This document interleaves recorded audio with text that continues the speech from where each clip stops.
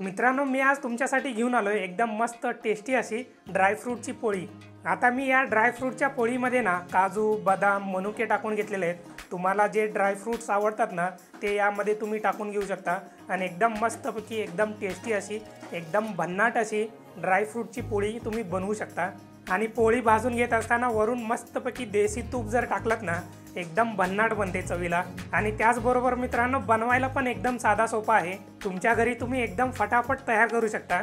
चला तर मग मित्रांनो, बोलण्यामध्ये जास्तीचा वेळ न घालवता फटाफट रेसिपीला स्टार्ट करूया। हो, पण त्याच्या आधी चॅनलला सबस्क्राइब करा, लाईक करा आणि कमेंट करायला विसरू नका। तर मित्रांनो, सगळ्यात आधी अंडा पराठा बनवण्यासाठी ना पीठ मळून घेणार आहे। त्यासाठी 2 वाटी मैद्याचं पीठ घेतलेले आणि 2 वाटी गव्हाचं पीठ घेतलेले। आणि आता यामध्ये चवीपुरतं मीठ टाकून घ्यायचं आहे। मीठ टाकून पिठामध्ये मीठ चांगल्या प्रकारे मिक्स करून घ्यायचं आहे। मिठाला पिठामध्ये चांगल्या प्रकारे मिक्स करून झाल्यानंतर ना आता यामध्ये थोडं थोडं करून पाणी टाकून घ्यायचं आहे आणि एकदम चांगल्या प्रकारे जसं आपण चपातीला पीठ मळून घेतो ना एकदम मऊदार असं तसं हे पीठ आपल्याला मळून घ्यायचं आहे। मित्रांनो, तुम्ही इथं बघू शकता एकदम मस्त आणि मऊदार असं मी कणिक मळून घेतलेलं आहे। आता या कणकावरती थोडंसं तेल टाकून घ्यायचं। तेल कणकावरती सगळीकडून लावून घ्यायचं आणि एक अर्ध्या तासासाठी हे कणिक मुरण्यासाठी ठेवून द्यायचं आहे। आता मित्रांनो, आपल्याला एकदम चविष्ट आणि एकदम मस्तपैकी सारण बनवून घ्यायचं आहे जे पोळीच्या आतमध्ये भरलं जातं। त्यासाठी मी इथं पॅन गरम करून घेतलेलं आहे। मीडियम गरम करून घ्यायचं आहे पॅन। एकदा का पॅन चांगल्या प्रकारे गरम झालं ना आता यामध्ये 2 चमचे तूप टाकून घ्यायचं आहे। एकदम मस्तपैकी चविष्ट असं देसी तूप। आता या गरम झालेल्या तुपामध्ये ना 1 ते 1.5 वाटी बेसनाचं पीठ टाकून घ्यायचं आहे आणि या बेसनाच्या पिठाला चांगल्या प्रकारे आपल्याला भाजून घ्यायचं आहे। बेसनाचं पीठ भाजून घेत असताना गॅस जो आहे ना एकदम मंद आचेवरती ठेवायचा। एकदम मंद आचेवरती गॅस ठेवून ना हे बेसनाचं पीठ एकदम मस्तपैकी आपल्याला भाजून घ्यायचं आहे। बेसनाच्या पिठाला एकदम हलका असा तांबूस कलर आला पाहिजे आणि त्याचबरोबर बेसनाच्या पिठामधून ना एकदम खमंग असा वास सुटला पाहिजे तोपर्यंत चांगलं भाजून घ्यायचं आहे। आता या भाजलेल्या बेसनाच्या पिठामध्ये ना अर्धी वाटी काजूची पावडर टाकून घ्यायची आणि त्याचबरोबर अर्धी वाटी बदामाचं पावडर टाकून घ्यायचं। काजू आणि बदामाचं जाडसर असं पावडर करून घेतलेलं आहे मिक्सरला लावून। आता यामध्ये अर्धी वाटी मनुके टाकून घ्यायचे, बारीक कट करून घेतलेले आहेत। आणि आता सगळ्यात शेवटी अर्धी वाटी सुकं खोबरं यामध्ये टाकून घेतलेलं आहे। सुकं खोबरं चांगलं किसून घेतलं होतं। आता हे सगळे पदार्थ मंद गॅसवरती चांगल्या प्रकारे भाजून घ्यायचे। 3 मिनिटासाठी चांगले भाजून घ्यायचे। हे बघा मित्रांनो, 2 ते 3 मिनिट झालेले आहेत। चांगल्या प्रकारे मी भाजून घेतलेलं आहे। एकदम मस्त छान असा सुगंध येतो याचा। आता मी यामध्ये 1 वाटी गूळ टाकून घेतोय आणि त्याचबरोबर यामध्ये जायफळची पावडर थोडीशी टाकून घेतो।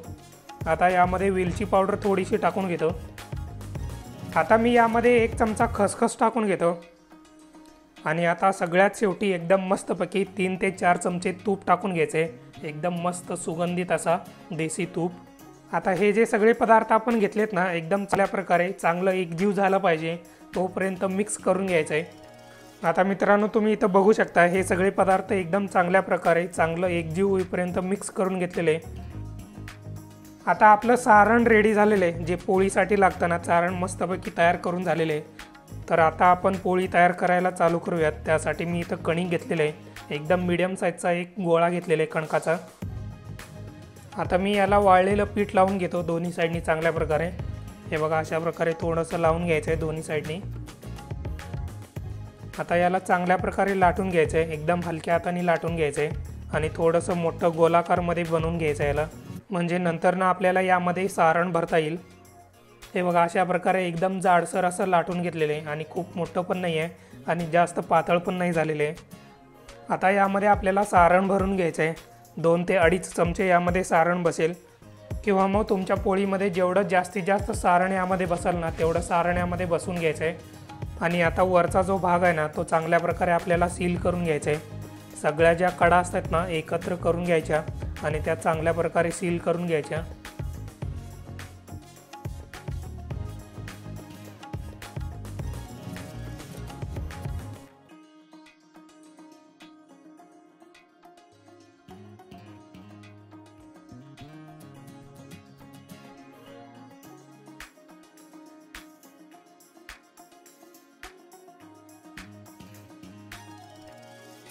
हे बघा, अशा प्रकारे एकदम चांगल्या प्रकारे वरचा जो भाग असतो ना कणकाचा तो अशा प्रकारे थोडासा गुंडाळून तिथल्या तिथं चांगल्या प्रकारे सील करून घ्यायचा।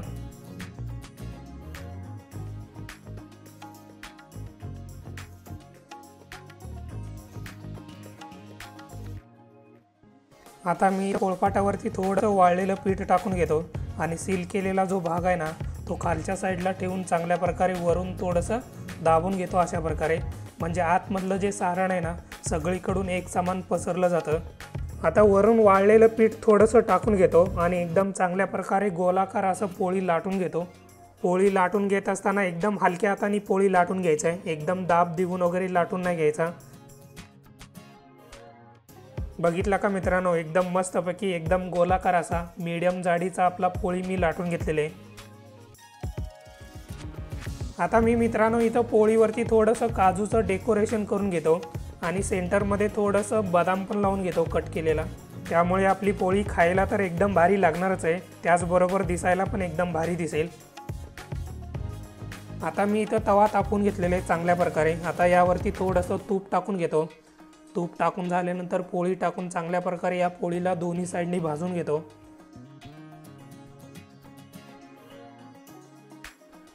तुम्हाला जेवढा तूप आवडतो तेवढा यावरती लावून घ्यायचा आहे आणि दोन्ही साईडनी चांगल्या प्रकारे भाजून घ्यायची आहे पोळी।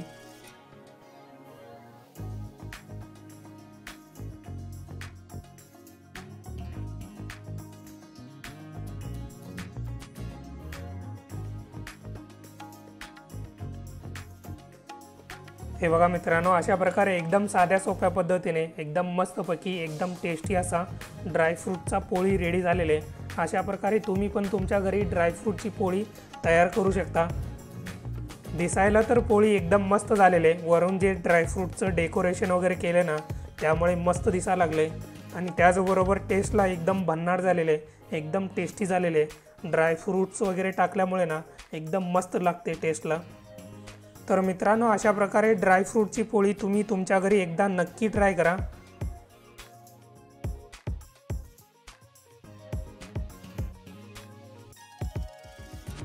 मग काय मित्रांनो, कशी झाली ड्रायफ्रूटची पोळी? एकदम मस्त झाली की नाही? टेस्टला एकदम मस्त झालेले, एकदम भन्नाट झालेले आणि या ड्रायफ्रूटच्या वरती एकदम मस्तपैकी डेकोरेशन केल्यामुळे ना दिसायला पण एकदम भारी दिसते। तर मित्रांनो, अशा प्रकारे तुम्ही पण तुमच्या घरी एकदम साध्या सोप्या पद्धतीने ड्रायफ्रूटची पोळी एकदा तयार करा आणि मस्तपैकी एन्जॉय करा। चला तर मग जाता जाता रेसिपी आवडली असेल तर लाईक करा, कमेंट करा आणि सगळ्यात महत्त्वाचं मित्रांनो, चॅनलला सबस्क्राईब करायला विसरू नका।